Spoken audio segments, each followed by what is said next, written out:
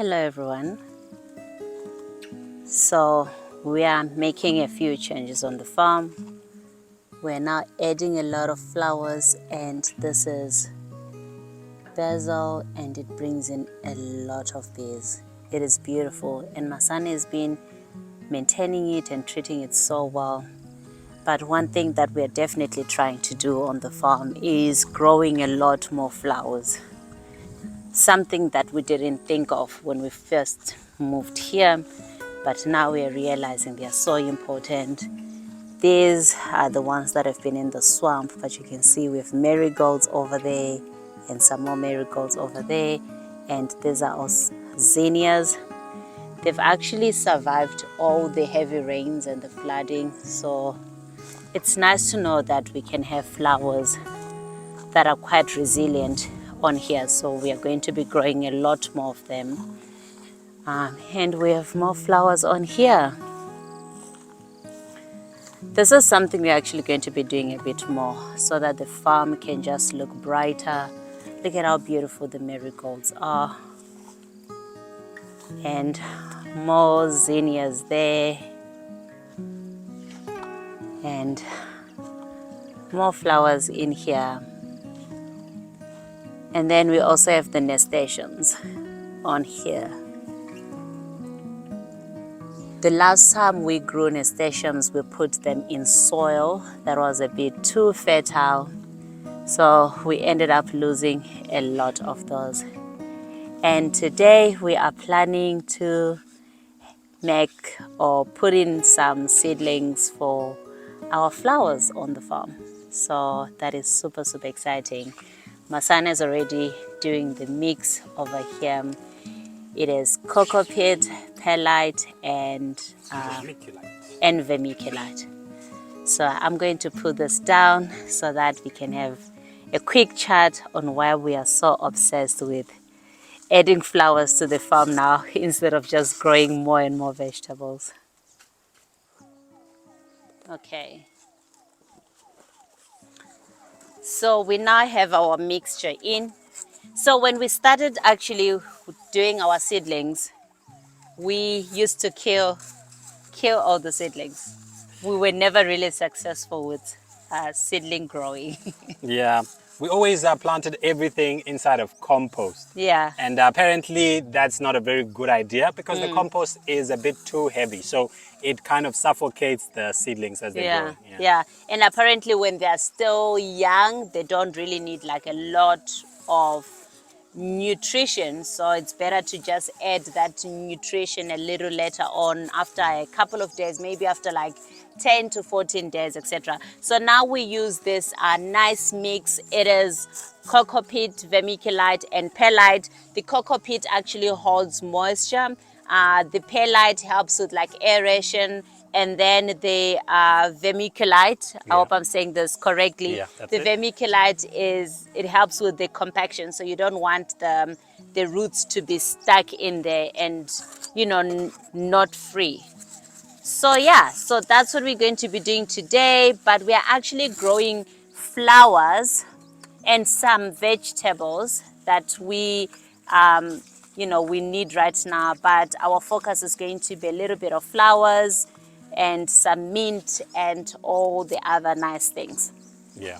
So when we moved in here the first time, we started planting a few things. We didn't really focus a lot on the flowers, and we started to realize that a lot of the times, although the crops grew very well, we experienced a lot of pests, right? Yeah. So, like just introducing flowers over this period of time, we've just noticed that It helps. it helps a lot. Like the pests have actually been slowly starting to get controlled. Yes. We started to see ladybugs, in this area, and like new insects which were not here in the first place. So Exactly. it's just really balanced out the whole area. Yeah, so I think it's really important that people know that if you are going to want to grow your vegetables in an organic way, then you're going to have to to do more of regenerative type of farming, because you need to build the the soil, you need to Yeah, build, what else the do you need? ecosystem, The ecosystem, the environment, yeah. So you're doing a lot of you're fixing a lot of the imbalances that were there, because you know, in a place like this, the previous, you know, owner obviously was, you know, like cut down the place, remove some of the trees. He Yeah. was also using some poisons as well to get rid of some, you know, grasses Pests. and so Yeah, on, and yeah, pests yeah. as well. So, you know, when you try to do organic, you have to move in and correct a lot of those imbalances. Yes, so growing more flowers and other vegetation was really something that we didn't know about. So we had to learn the hard way when everything was like dying and we didn't know what was going on, because our first thought was not to use any chemicals, because we just wanted to grow everything without using any chemicals. And also organic pesticides and all that stuff, you know, they're very expensive. Yeah. They're quite pricey. And something that everyone should know, for us, homesteading is a bit different, because we are on a financial journey, Yeah. you know, so we are trying to reach our financial goals. So it's very, very important that whatever that we do, we are cutting costs as much as possible. So yeah, this is going to be one of the ways, Yeah. because once we have flowers on the homestead, we know that we can grow better vegetables, then we can cut out our grocery bills. Yeah. Yeah. The other thing that's really important as well is that, you know, obviously there are organic herbicides, and you know, like we also, you know, like thought that was a good thing, right? So we would go and then we'd research on a lot of herbicides, but then when we also contacted some professional, they said we should be very careful about organic herbicides, right? And the reason is because they can also deter pollinators. So sometimes you think, you know, you are trying to prevent an aphid or other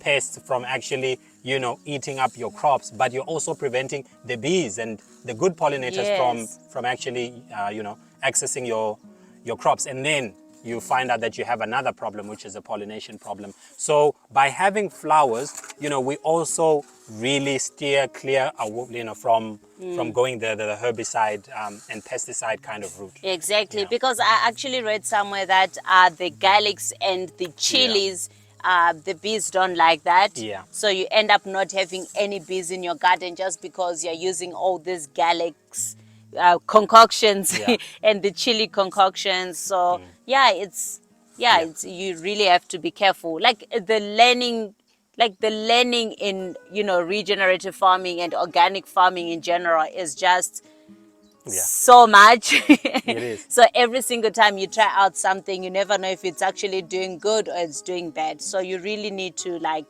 keep learning every single day and trying out a lot of the things. So why are we so obsessed with growing our own vegetables? Oof, okay, so growing our own vegetables for us is really important because we are trying to cut down costs from buying, you know, vegetables in the grocery markets and so on. And we also are trying to be self-sufficient, where we are able, you know, like we have the knowledge to actually grow our vegetables and we know where it comes from. And if anything does happen, you know, supplies does get affected, like we noticed in COVID periods, we are still able to have, you know, healthy vegetables for It's us. happening now. So recently Yeah. someone contacted us and told us, no, they were actually just congratulating us on the hard work we are doing, because we are working very hard. Yeah. The hard work we're doing by actually growing our own vegetables, because they could not find spinach and other green leafy vegetables in their, you know, supermarkets. So already there is like these challenges that are Yeah. happening. There isn't stock, you know, the climate is really bad. There were floods. The what you call it, it's been very, very hot. Yeah. So a lot Yeah. of Droughts. the Yeah. droughts, Yeah. and a lot of farmers are really struggling. So I think it's very important that, you know, we get more prepared. So Yeah. growing our own food is something that we really want to zone in a little bit more. Yeah. Yeah, I mean, it's very easy to take for granted. You know, when you're home and you just bought tomatoes, and it's very easy to take that for granted. But when you're on this side, when we actually, you know, grow vegetables, we really understand the effort and the work that it takes to just get a tomato to where it is actually ripe and ready to eat. It is so difficult, and that that is usually a tomato that has been grown chemically. So when it is grown organically, it is almost impossible to get to Yeah. that stage, because when you are doing things organically, like all of the pests are like they're just there, like the elements are there, you know, like things are a lot more difficult. There are things you can't use, you can't spray you know, poisons on it, you can't spray certain chemicals on it. You just have to accept and allow, you know, the nature to kind of, you know, do help its you through the thing. process. Yeah. And you know, like you have to interplant. We had to learn a lot of interplanting. You know, sometimes it works, sometimes it doesn't. Some crops survive, some don't. And this whole process is really difficult. So this has been a really important curve, and you know, like for us to really learn. Yeah, exactly. Yeah, so I think I'm just hoping that a lot more people out there get to learn to grow food in a more organic manner. Although it is hard, but we do think it is absolutely worth it. So, what advice would you give in terms of growing flowers? Okay, so when I look for flowers, I usually look for three things, right? Those are really important for me. So the first one is it indigenous to Yeah. the area, right?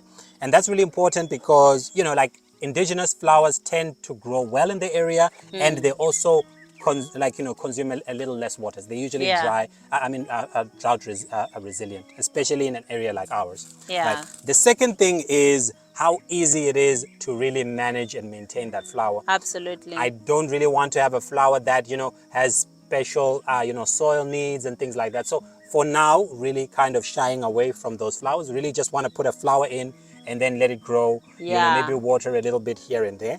And then the last one is, you know, is it a perennial flower? Now, I don't have a problem with annual flowers, but perennial flowers are the best. You know, you put a flower in and then it just keeps growing Growing, over the yeah. year. We have some flowers which also flower for pretty much almost all of the year, which is also really great. Yeah. So those are really great because, you know, then you at least have a flower that you know is being productive for most of the year. And also, you know, some of them die down a little bit, but then they come back again, you know, so perennial flowers are just the best. Exactly.